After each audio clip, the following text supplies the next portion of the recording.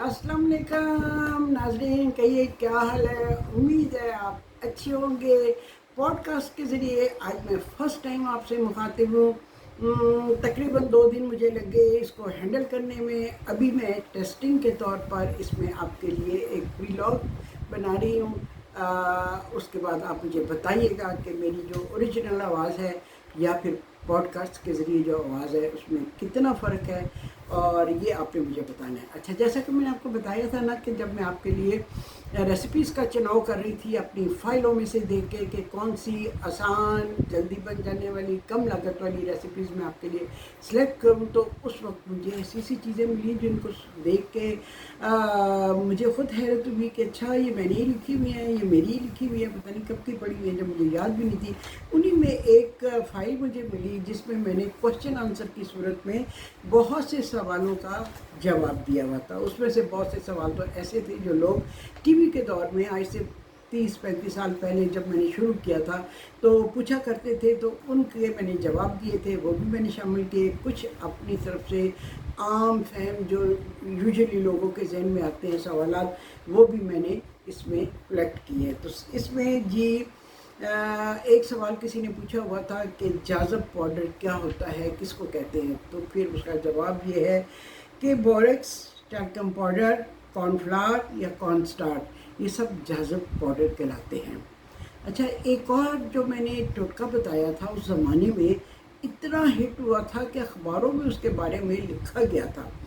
और जनाब जी वो क्या था कि फ्रिज में से नागवार किस्म की अगर बू आ रही हो तो क्या किया जाए। अक्सर फ्रिज में कोई ऐसी चीज़ें पड़ी होती हैं जिनकी स्मेल इंटरमिंगल हो जाती है और फिर एक नागवार सी उसमें से स्मेल आने लगती है। तो ऐसे में मैंने उस वक्त बताया था कि अनजला लकड़ी का कोयला किसी छोटी तश्तरी में प्लेट में रख के फ्रिज में रख दें तो बू ख़त्म हो जाएगी। या फिर ये जो है क्या कहते हैं इसको, बेकिंग पाउडर। हाँ, बेकिंग पाउडर जो है किसी प्लेट में, किसी प्याली में डालें और फ्रिज में रख दें, तब भी बू दूर हो जाएगी।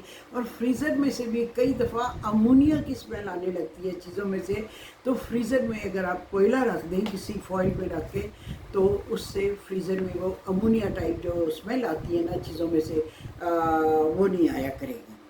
अच्छा, गर्मियों के ख़ास तौर पे बरसात के मौसम में कच्चा प्याज बहुत खाया जाता है। नमक डाल के उसको रख देते हैं और फिर उसके बाद थोड़ा सिरका या नींबू का रस छिड़क के लोग अक्सर कच्चा प्याज खाते हैं। लेकिन प्याज खाने के बाद जो मुँह से स्मेल आती है वो बड़ी नागवार लगती है। तो उसके लिए एक टोटका था कि थोड़ा सा धनिया चबा लें, तो उससे फिर वो प्याज, कच्चे प्याज की स्मेल नहीं आती। कई लोगों ने मेरे से पूछा, जब मैं टीवी पे किया करती थी वीटीवी प्रोग्राम, कि जब हम केक बनाते हैं तो ड्राई फ्रूट्स जो हम इस्तेमाल करते हैं वो सारे के सारे केक के नीचे बैठ जाते हैं तह में।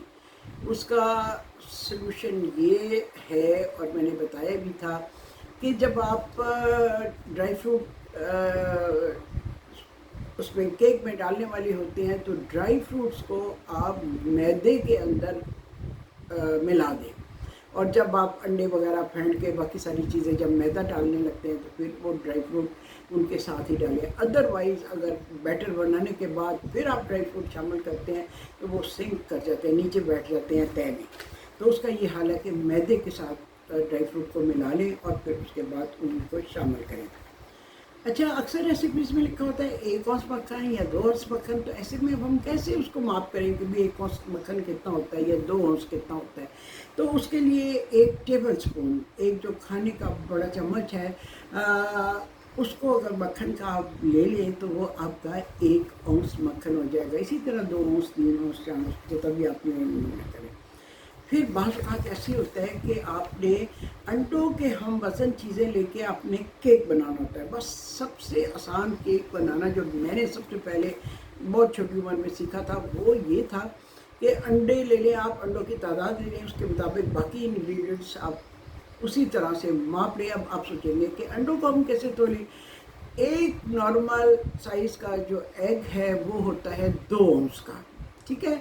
तो 2 अंडों का अगर आप छोटा सा केक बना रहे हैं तो उसके लिए फिर आप 4 औंस मैदा लें, 4 औंस चीनी लें। 4 औंस मैदा आपका होगा 1 मेजरिंग कप, और 4 औंस आपकी चीनी होगी आधा मेजरिंग कप। اور اب آپ اس میں بیکنگ پاؤڈر کس حساب سے ملائیں تو ہر 4 اونس میدے کے لیے 1 ٹی اسپون اور کبھی کبھی 1.5 ٹی اسپون بیکنگ پاؤڈر آپ نے شامل کرنا ہے. باقی ساری چیزیں ایکول لے لیں آپ، مکھن یا تیل یا جو بھی استعمال کر رہے ہیں وہ اسی حساب سے آپ لیں گے. ٹھیک. اچھا، اکثر لوگ پوچھتے ہیں، ابھی تک مجھ سے پوچھتے ہیں کہ سبزیوں کو بوائل کرنے کے بعد ان کی رنگت کیوں خراب ہو جاتی ہے؟ آپ کی سبزیوں کی رنگت اتنی کیسے اچھی برقرار رہتی ہے؟ تو اس کا جواب یہ ہے کہ آپ سبزیوں کو ٹھنڈے پانی میں ڈال کے چولہے کے اوپر رکھ دیتے ہیں. بائی دی ٹائم پانی ابلتا ہے سبزیوں کی رنگت ختم ہونے لگتی ہے. اس کا طریقہ یہ ہے کہ بوائلنگ واٹر میں آپ سبزیاں ڈالیں، اس کو 1 آدھ منٹ بوائل کریں اور اس کے بعد آپ ان کو ڈرین کر لیں. اور اگر اچھا ہے کہ اس کے اوپر سے آپ ٹھنڈا پانی بہا دیں تاکہ باقی کی مٹی جو نرم ہونے کی وہ ہے گرمائی وہ ختم ہو جائے. ٹھیک ہے. تو یہ چیزیں جو ہے نا میں نے اس زمانے میں لکھی تھی کہ جلد کو صحت مند اور تر و تازہ رکھنے کے لیے کون سی خوراک کھانی چاہیے. اکثر لوگ ابھی اس ایج میں بھی میرے سے پوچھتے ہیں کہ آپ اپنی اسکن کے لیے کیا کرتی ہیں. میں انہیں یہ جواب دیتی ہوں کہ یہ میری ماں کا تحفہ ہے، کیونکہ یہ آپ انہیرٹ کرتے ہیں، اسکن رنگت آپ انہیرٹ کرتے ہیں. لیکن پھر بھی کہا جاتا ہے کہ اسکن کو اچھا تر و تازہ رکھنے کے لیے وٹامن سی بہت ضروری ہے. حالانکہ میں آپ کو بتاؤں میں نے کبھی ساری عمر وٹامن سی نہیں کھایا، لیکن کہا جاتا ہے کہ وٹامن سی جو ہے نا جلد کے لیے بہت اچھا ہے، آپ کی جلد کو تر و تازہ رکھتا ہے اور فریش رکھتا ہے. اسب گول کے فائدے یہ کسی نے پوچھے تھے، جس کا جواب میں نے دیا تھا کہ اسب گول قبض کو دور کرتا ہے. اسے دودھ میں صبح نہار منہ کھایا جائے تو یہ قبض کے لیے بہت اچھا ہے، یا رات کو سونے سے پہلے آپ اسے کھا لیں. جبکہ لوز موشنز کی صورت میں اس کو دہی میں ملا کر اسب گول کے چھلکے کو کھانا چاہیے. ٹھیک.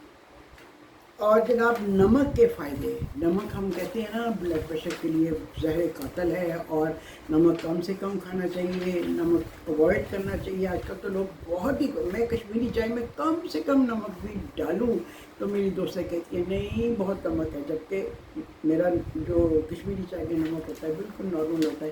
یعنی لوگ اس حد تک نمک سے کانشیس ہو گئے ہیں کہ تھوڑا سا نمک بھی ان کو بہت محسوس ہوتا ہے کہ بلڈ پریشر ان کا ہائی ہو جائے گا.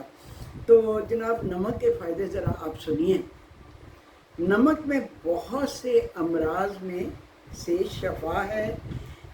اچھا، یہ جناب جنون، جزام، پیٹ درد، دانت کا درد اور گلا خراب ہو تو نمک ملے گرم پانی سے غرارے کرنے چاہیے. نمک اور سرسوں کا تیل ملا کر مسوڑوں پر اگر تھوڑا سا مساج کریں تو مسوڑوں سے خون آنا بند ہو جاتا ہے. مکھن اور نمک ملا کر مالش کی جائے تو اس سے جلد کی خشکی دور ہوتی ہے. تو یہ ویسے تو میں نے بہت سارے لکھے ہیں، بہت سارے ہیں، بے تحاشا ہیں. سلاد کے پتے تازہ رکھنے کی ترکیب کیا ہے، یہ بھی لوگ اکثر پوچھا کرتے تھے. تو اس کے لیے ہے کہ 1 پیالے میں تھوڑا پانی ڈال کر 1 ٹی اسپون لیمن جوس ڈال دیں اور فیو کیوبس برف کی ڈال دیں. اس میں سلاد کے پتے آپ ڈپ کر دیں، آپ کے پتے تر و تازہ رہیں گے. اگر یہ سارے کے سارے میں پڑھنے لگوں جتنے یہ میرے پاس لکھے ہوئے ہیں اور پتہ نہیں کس زمانے میں لکھے تھے، تو میرا خیال ہے کئی گھنٹے کا یہ پروگرام بن جائے. میرا خیال ہے یہی اور اپنے دور کے مقبول ترین یہ ٹوٹکے جو ہیں یہ میں نے ابھی آپ کے سامنے اپنے پڑھ کے سنائے.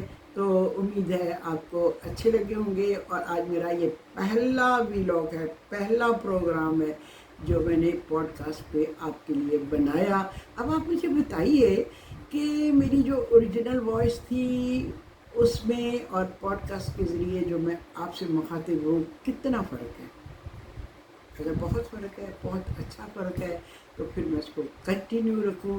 ادروائز اتنا کمفرٹیبل نہیں ہے اس میں بولنا، مجھے تھوڑی پتہ نہیں ایزی نہیں لگ رہا. ایزی سے میرا مطلب ہے کہ کمفرٹیبل نہیں لگ رہا کہ میں اس کے اوپر منہ رکھ کے بول رہی ہوں، کیونکہ اس سے پہلے پورا ایک پروگرام میں نے اسی طرح ریکارڈ کیا، لیکن میں انکانشیسلی یہاں تک آ گئی اور پھر جب میں نے اس کو سنا تو آواز بالکل نہیں آ رہی تھی، تو ابھی میں نے اس کے بالکل اوپر بول کے تو یہ پروگرام بنایا ہے، تو آپ بتائیے کہ آپ کو کیسا لگا ہے، ٹھیک ہے؟ اوکے، اللہ حافظ، stay blessed and take care, اپنی کیئر خود کریں، کوئی آگے بڑھ کر آپ کی کیئر نہیں کرے گا، جس طرح آپ خود سے اپنی کیئر کر سکتے ہیں کوئی دوسرا نہیں کر سکتا ہے، لہٰذا آپ اپنی صحت کا خیال رکھیں، اپنی خوشیوں کا خیال رکھیں، اپنے کمفرٹ کا خیال رکھیں، سب کا خیال رکھیں لیکن اپنا بھی ساتھ خیال رکھیں۔